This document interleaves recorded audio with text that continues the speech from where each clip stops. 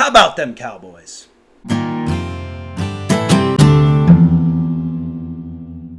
Welcome to Raw Takes with Andrew Hoty. Hope everyone's having a fantastic day. If you enjoy this show, please check us out on social media. You can find me at Hoty Raw Takes on Instagram, Hoty Andrew on Twitter/X, or Facebook, Raw Takes with Andrew Hoty. Also, don't forget to like and subscribe for more videos and content right here from me on Raw Takes with Andrew Hoty. Let's get started with today's show. The Browns with a disastrous loss on Sunday that kind of felt like it was already a season-ending loss. But with that said, there's still 17 games in an NFL season. This is one of 17. They can obviously recover from what was a pathetic start at the very least. Before I go any further, I want to blame DeShaun Watson for the loss, but I also want to blame the collective effort of the Browns. This loss is not all on DeShaun Watson.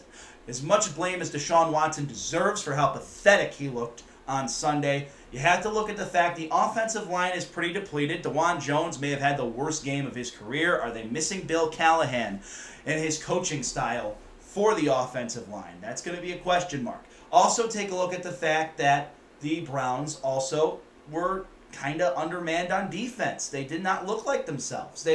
Myles Garrett did not look like the Myles Garrett of last year at all in that game.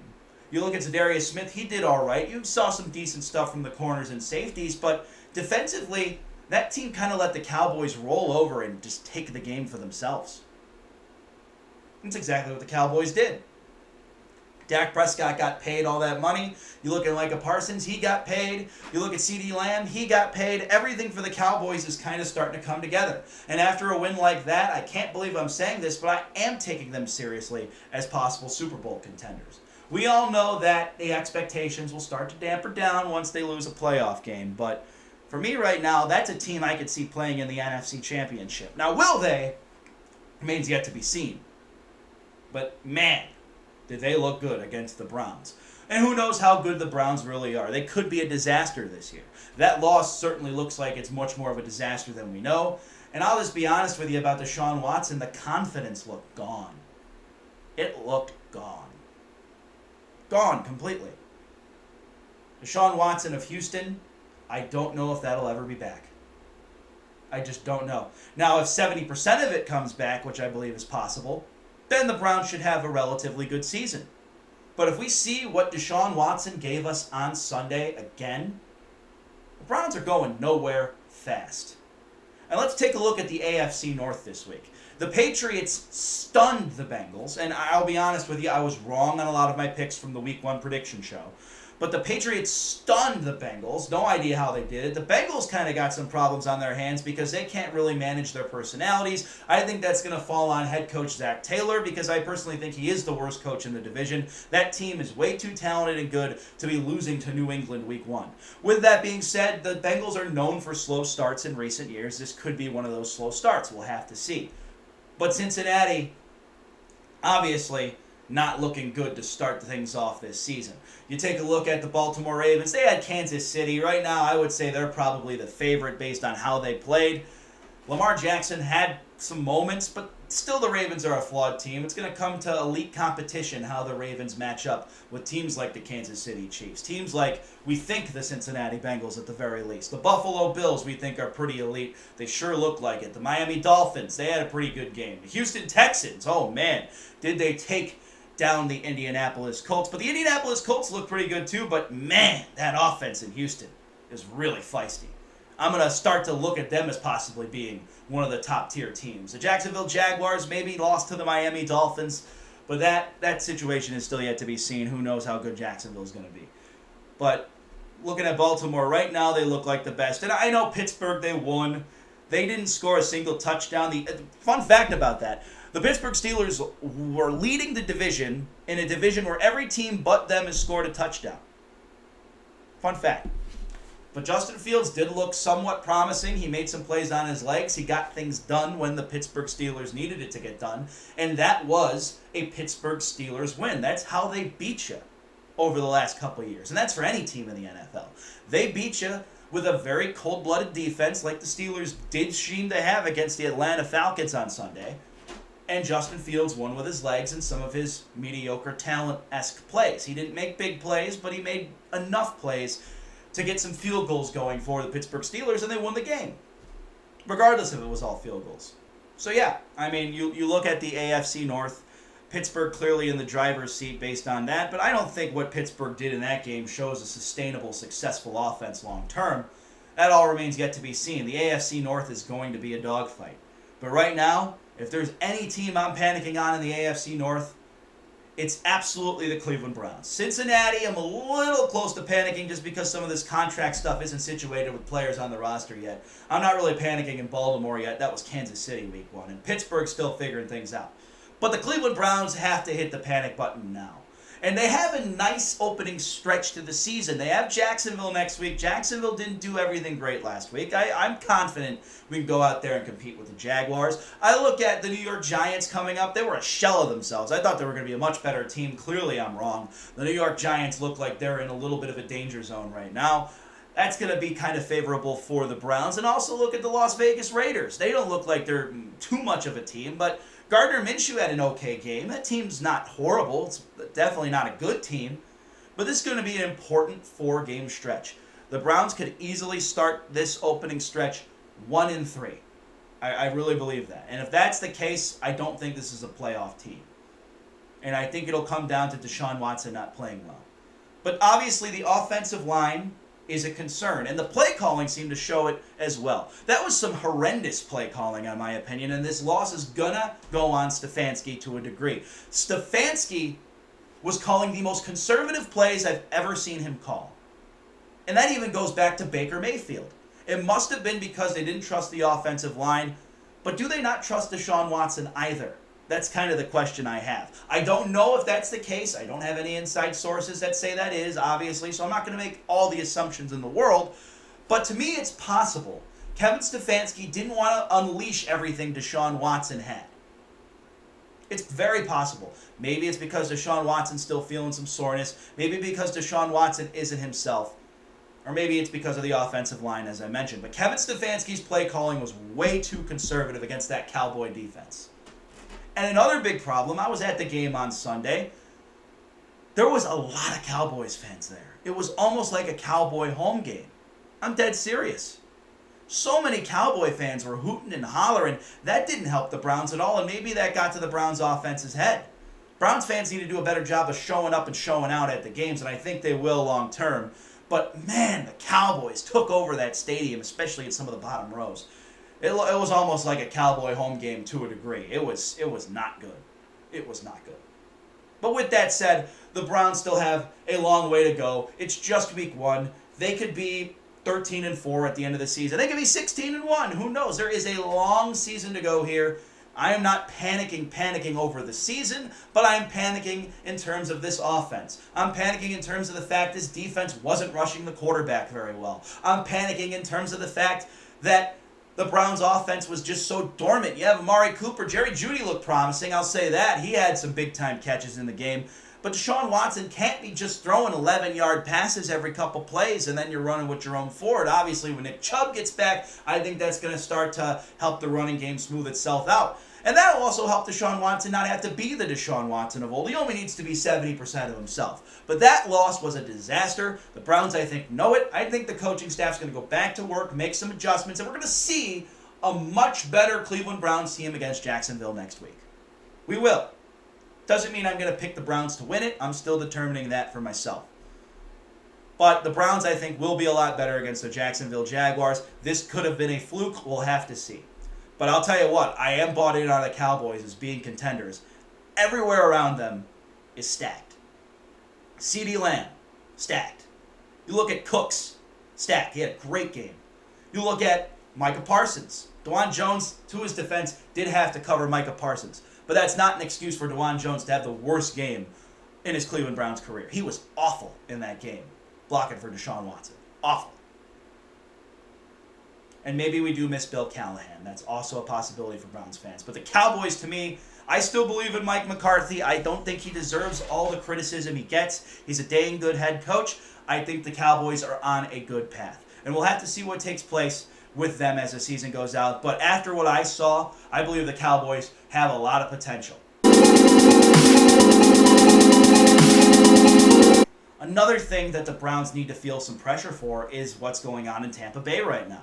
Now, obviously, it's the Washington Commanders, so I'm not going to take away crazy stats for the Buccaneers winning that game, but there's one thing in particular. Baker Mayfield, 289 yards, 4 touchdowns, no picks. Baker Mayfield starting to come into the prime of his career. Baker Mayfield didn't play like that at all when he was in Cleveland. It's part of why I wanted to go get DeShaun Watson. Baker Mayfield has completely turned his career around 360 degrees, and the Washington Commanders are not a good opponent, but nevertheless, we've never saw Baker Mayfield do that against bad opponents here.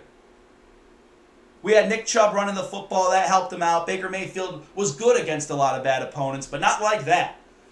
So I'm starting to buy Buccaneers stock, and that's going to hurt the Browns long term. As I said, I was for the DeShaun Watson move in terms of a pure football standpoint. I believe DeShaun Watson's ceiling is higher than Baker Mayfield's. But right now, Baker Mayfield seems to have that ceiling, and DeShaun Watson doesn't. And at the end of the day, Baker Mayfield has 2 playoff wins. DeShaun Watson has 1. It's going to come down to DeShaun Watson over and over again, and Browns fans in town know it. And the last thing the Browns need to worry about is the entire city turning on their quarterback, and it's already starting to happen week 1. Things have to change against the Jacksonville Jaguars, against the New York Giants, and against the Las Vegas Raiders, because it's going to hit the fan really quickly once the season starts to unravel. Games get tougher. It's a much tougher schedule. The Browns right now, it's hard to trust what they're going to do. It really is. And if it gets to the point where the Browns need to just win more, maybe they consider putting in Jameis Winston if DeShaun Watson keeps looking like that. Because that was awful. But regardless with the Tampa Bay Buccaneers, I think it's clearly obvious right now that the Buccaneers are in a much better position to possibly compete for a Super Bowl than the Browns based on week 1 alone. That could obviously change as the season progresses. But at the end of the day, it's a tough situation, and people in Cleveland are starting to notice. There's a lot of fans here that are paying attention to the Tampa Bay Buccaneers saying, we could be having that kind of success right now with the roster we have if Baker Mayfield looked like that. But granted, I'm not going to say Baker Mayfield, if he was still in a Cleveland Browns uniform, would look like that. I don't think the coaching staff was bought into him here. I don't think the front office was bought into him here. I think down in Tampa Bay they are, and that's part of why Baker Mayfield's been able to be much better than anyone anticipated he would be. That staff is much more catered to him, and it could really help him out. And so far, Baker Mayfield's showing success from it. And up here in Cleveland, that's not going to be a good taste in Browns fans' mouths. But you look around the rest of the NFL, and as I said, reasons I'm not panicking about the Browns in particular. The Bengals lost, the Ravens lost. The Pittsburgh Steelers won, but they don't look in particularly great on offense. So the Browns need to panic a little bit because that was such an ugly loss, but there's still a long season to go. One game is not going to just make the entire season. You are what your record says. By the time Week 17 comes around, we will know if this team is a playoff team or going home, and decisions will be made then. But you look around the rest of the NFL, we've got some good glimpses on different players and quarterbacks and situations. Caleb Williams, for example, with Chicago, he was awful in his first start. The Bears won that game because they had great special teams and they had a great defense. And Will Levis gave them that game. Tennessee's in no particularly reason a good team. But Caleb Williams was not impressive in his first start, and I'm very far from sold on him. The best game of the weekend, in my opinion, the Detroit Lions and the Los Angeles Rams, a game filled with drama. Both teams kind of banged up a little bit. The Rams especially, Puka Nacua going down. And that offensive line was not looking really and particularly great. But Matthew Stafford, under distress, was able to get the ball to Cooper Kupp in some crucial situations. But Detroit kept trucking the football with the run game. They just kept trucking and trucking and trucking.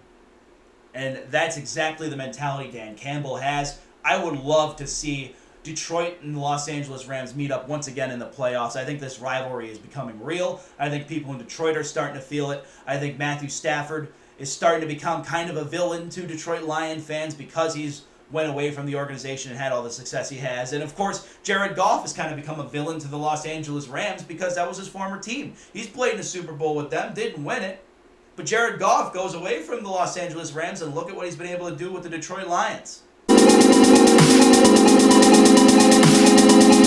Possibly the best trade in NFL history was Matthew Stafford to the Rams. They got a Super Bowl out of it, and it looks like so far their future is pretty set because they drafted really well late in rounds, a.k.a. Puka Nacua. And then you look at the Detroit Lions, they've been able to build out their entire roster with the picks they got from the Los Angeles Rams. And plus, Jared Goff was kind of in the package, and he fit well. I don't think anyone thought Jared Goff was just going to go to Detroit and take off, and he did. It was one bad season when they went 3-13-1, but you got to blame Matt Patricia for that. Dan Campbell had a lot of problems to fix with the Detroit Lions, and he penciled them all in, and so far he's answered all the questions for Detroit. And I'm talking about a division right now where now we have question marks about Green Bay because we don't know the whole ideal situation for Jordan Love after the Sao Paulo game. We're also looking at the Chicago Bears, who defensively look very good, but that offense was putrid, and Caleb Williams didn't even throw for 100 yards in his first start. I'm not sold on Chicago. Minnesota was impressive against the New York Giants, but looking at how bad the New York Giants were, I'm not sold on Minnesota as some long-term contender. The Detroit Lions essentially are in a position where this division is theirs to lose. I am sold on the Detroit Lions completely. They are the real deal. Dan Campbell is the real deal. Jared Goff is the real deal. Their running game is the real deal. Their defense, I think, is the real deal, too. Early on in that game, that defense was flying on all cylinders. They truly take the mentality of their head coach and execute it on the field. And it's fun to watch the Detroit Lions really make that a part of their organization. And I'm excited to see what they do long term. Carolina and New Orleans, another game over the weekend where the New Orleans Saints look a lot better than they should be. But at the same time, as I said for my prediction show, I think the New Orleans Saints are not a bad team. They have some good players on that roster. I think Derek Carr's underrated. I think we need to see more of him in essence when he's with a better roster because he was with some really crappy teams with the Oakland Raiders and now Las Vegas Raiders. So I think Derek Carr is a lot better than given credit for, and I think the Saints are actually in really good position to do really well and compete with the Tampa Bay Buccaneers in that division. Obviously, the Carolina Panthers are a disaster. It's possible they go 0-17 after a loss like that. If I'm a Carolina Panther fan, I'm boycotting the season. I cannot support a team that looks like that week in and week out, and I think they're going to be. I honestly don't know who the Carolina Panthers can compete with this year. They're probably going to win a game or two, maybe in the 15-13, 9-7 fashion, but Carolina's in a lot of trouble. That is a really bad football team. And I don't see Bryce Young elevating his game under any situation because the man in Houston, C.J. Stroud, clearly is getting things done. And the Indianapolis Colts look really, really good in that game, too. I'm sold on Anthony Richardson being a guy for the future for them. Indianapolis was in that game thick in and thick out, and the Colts look like the real deal. But so do the Houston Texans. The Houston Texans already getting Stephon Diggs into the mix. Personally, I still think long-term that's going to be a problem for the season as it goes on. But C.J. Stroud just makes play after play after play. The defense still has a little bit of work to be done, but I'm a big believer in DeMeco Ryans. He is a defensive-minded guru. He is going to figure things out with the Houston Texans defense, and they're going to be able to shut down teams like Indianapolis in the future. I actually had Indianapolis winning that game because I think the Colts are a much better structured team, but I think the Texans have the much better quarterback. But the Houston Texans right now, I would almost say they should be in the Super Bowl contention conversation, but I don't want to go that far yet. This is kind of week one overreaction a little bit. So we'll just say the Houston Texans definitely look like they are the real deal. As you look at the AFC East as well, the Buffalo Bills, I mean, I picked Arizona with the upset this week. I thought the Buffalo defense was not going to look that good. It really didn't. But I think people need to look at Arizona and say they're coming a little bit of a long way. Kyler Murray looked pretty darn good. Not great, but he looked pretty good in that game. I think Arizona is a team that is going to give a lot of teams fits, and they certainly gave Buffalo fits. I'm not sold on Buffalo defensively, but man, Josh Allen can run that offense, and the Buffalo Bills still should win this division relatively easily. I still think the Miami Dolphins are a team that they can be a little bit concerned about. The Jets maybe long-term. The Jets' defense looked really good against San Francisco yesterday, and I'll talk about that here in a little bit. But, I mean, Buffalo just looked great offensively. Really, really did. Defensively, though, no. Not at all. But Arizona, as I said, I think we need to keep a little bit of an eye on them. They have a lot of young players. I think they're going to develop something that could be really competitive, but at the end of the day, probably not a playoff contending team. But I think Arizona makes a much bigger step than they have the last couple of seasons. Miami Dolphins over the Jacksonville Jaguars. Obviously, the big story about Tyreek Hill before the game. And then, of course, he did the handcuff celebration at the end, which that obviously becoming a big story around that game. The Miami Dolphins and the Jacksonville Jaguars, I think those are two evenly matched teams, and I'm not surprised that score was 20-17. I really think those two teams are kind of in the same tier with each other. I think Miami's just a little bit better, and that's why they won that game. And I'm kind of excited to see what both of those teams do, especially the Miami Dolphins, because they have so much offensive talent.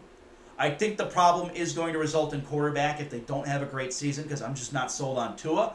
But, I mean, you look at Jalen Waddle, you look at Tyreek Hill and the story behind him in that game.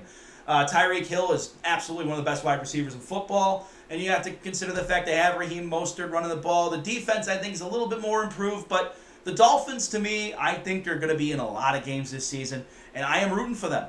I am absolutely rooting for the Miami Dolphins because I just think Mike McDaniel is a tremendous coach. I think their culture is kind of coming together a little bit, and I think we're going to see the Miami Dolphins take off a little bit more than maybe we expected them to. They're going to beat some more reasonable opponents this year. And I say the same thing with the Dallas Cowboys. You can kind of compare the Cowboys and the Dolphins last year a little bit because they really beat up on all the bad teams, but didn't do great against the good ones. I think the Dolphins are going to be a lot more competitive, and we'll have to see what takes place on Thursday with the Bills game. The Sao Paulo game as well between the Packers and Eagles. I mean, that was a slippery field from what it looked like watching the game. I'm glad Jordan Love is going to be back sooner than later, hopefully, but that was a tough injury to see. And I'm glad Jalen Hurts was just a great, tremendous player at the end of the game to go over there and make sure he was okay. The Sao Paulo-Brazil game, obviously the turf looked a little slippery, and hopefully Jordan Love's going to be okay long term. It looks like he will be fine to return at some point. But the Sao Paulo game was definitely competitive and fun. It was fun to watch Saquon Barkley do what he was able to do. Jalen Hurts was pretty tremendous in that game. Philadelphia looks like the real deal offensively, but I still have a lot of questions defensively. They let the Packers get 29 points. That's not a good defensive team right now. So there's a lot of work to do in terms of the X's and O's for the Philadelphia Eagles. It was a good shootout-style game. And as I said, Jordan Love still was tremendous in it. It stinks he went down. Hopefully things are going to be good for him because I'd really love to see the Green Bay Packers compete this entire season with the Detroit Lions for that division because the Packers are honestly just as fun. And it's a great story with how young their roster is. And then the New York Jets, San Francisco 49ers game. Honestly, I was kind of bored by this one. But you know what? Some guys stepped up when Christian McCaffrey was off the field for San Francisco. Now, they only scored 2 touchdowns in the game. I want to give the Jets defense props because they held the 49ers to a lot of field goals. And the 49ers were essentially just owning the Jets. The Jets really were never in this game. It was 32-19. By the way, a scoregami. First one of the year. Let's go.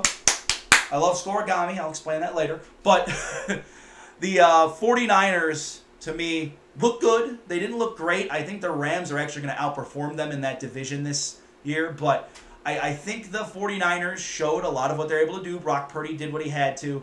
Obviously, Deebo Samuel was tremendous. But the Jets' offense, it's just... outside of Allen Lazard and Aaron Rodgers, there's just nothing going. There's just nothing going. And I think they're going to figure it out because the Jets' defense looked really good. And I think Robert Saleh has been working on the X's and O's to get that Jets defense to be on top of its game. I'm really pumped to see what the Jets do this year. I think the Jets are going to be one of those teams that win games 17-16, maybe 20-14, lower scoring because they still have Aaron Rodgers and he's going to make some plays, especially when they get into some easier opponents. But the 49ers were a tough opponent to face week 1, and the defense did a tremendous job holding them to field goals. I mean, that was a tremendous score, 32-19, lots of field goals.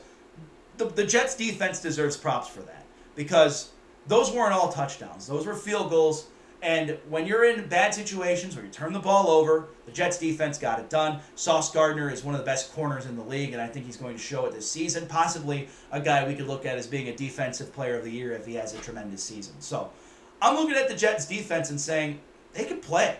They really can. It just kind of stinks they had the 49ers week 1, but this Jets offense has a long way to go. It really, really does.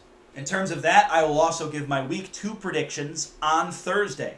Every Thursday, we will give you a little bit of the predictions we have for the week ahead. And as of course, on our Tuesday or early week shows, we will give you our thoughts on the week before. So, those are my thoughts on the NFL for week 1. I was wrong on a good majority of my picks, but you know what? There's always next week. Comment on the video below. Reach out to me on social media. Reach out to me and let me know how you're doing on your picks for the NFL this year. I love to talk every single game. And if you have anything you want to say about all 272 NFL games this year, just reach out to me. Social media or comment below, and I'll try to get back to you as soon as I can. Let's talk a little bit about baseball now. My Cleveland Guardians getting a big win over the Chicago White Sox 5-3. Joey Cantillo almost no-hitting the Sox. Perfect game through 7, then got into some trouble, and the Sox ended up having to go to the Guardians bullpen where Nick Sandlin did give up a 2-run homer to make the game close. It was 5-3. The Guardians obviously playing the White Sox doesn't concern me at all. Hopefully they're able to take care of business the next 2 games. But, because it's the White Sox and they struggle with them this year, I'm going to still have a little bit of concerns because of that. But, I'm not overly impressed with Joey Cantillo's performance. It's the White Sox. I'm glad he did what he was able to do. But it's the White Sox. And the Guardians had a rough weekend with the Los Angeles Dodgers. And it's good to see that they're able to come back off, get a win. They got to rattle these next 2.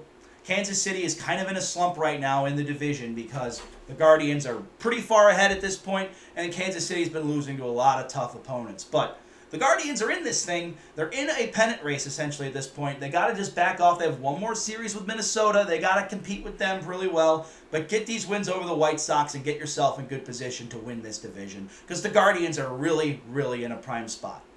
But, of course, beyond the regular season, I'm not going to make any assumptions. But it's good to see players getting the job done. We saw it yesterday with Joey Cantillo.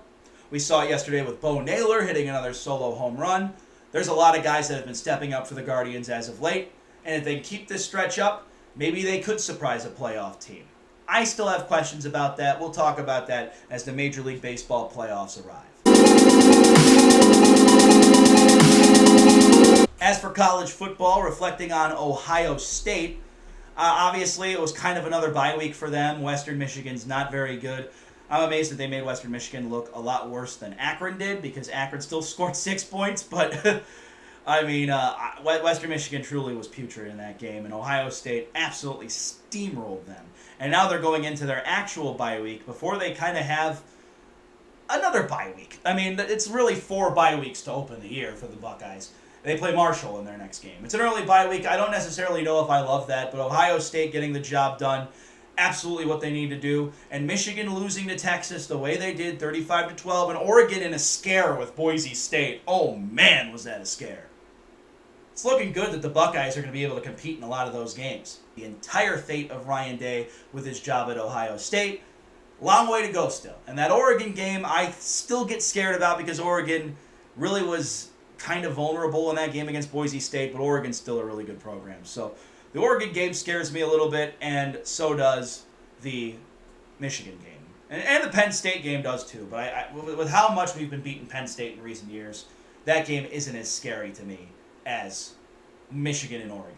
The Buckeyes got to keep rolling here. We'll see. It's been an easy start for them, and now it's their bye week to kind of reassess before they go back to possibly another bye week taking on Marshall. That'll be it for today's edition of Raw Takes with Andrew Hoty. Like I said, like and subscribe. Comment below. Let me know what you think. Also, reach out to me on social media. You can find me on Twitter/X @HotyAndrew. You can find me on Instagram, Hoty Raw Takes. You can find me on Facebook, Raw Takes with Andrew Hoty.